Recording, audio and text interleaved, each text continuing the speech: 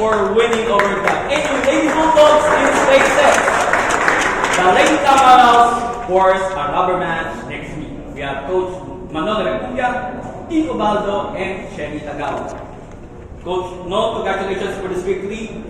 Mukhang malaking naitulong ng week-long break para sa laro ito, especially you're facing the number 1 team in the league. Your thoughts about this match? Talagang ginis talaga namin. Pumunta kami, nag-ensayo kami, ginusto talaga nila. Naniwala sila para nakaya nila, nakaya ng team, nakaya namin lahat na talunin talaga yung engine.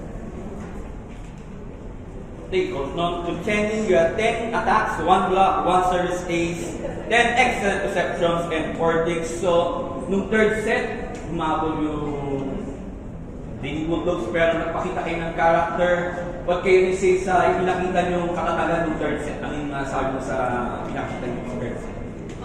Siguro sa akin, yung pinakita namin ng third set. Kasi inensayo talaga namin from yung talo namin ng elimination ng XNU, kinabukasan nag-move on, and then minandset namin na dapat every game, every ensayo, dapat natin percent all out, tsaka mas kinabaho talaga namin kung ano yung kakulangan natin.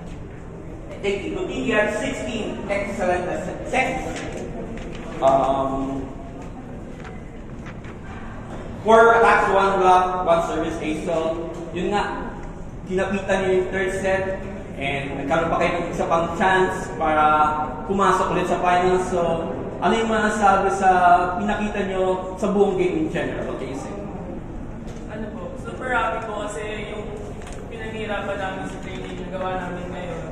Lahat nung pagkukulang natin training na, ay simula ang game na sa training, eliminations, nakita namin yung lapses, pinagtrabahuan namin, tapos luckily na makita namin siya.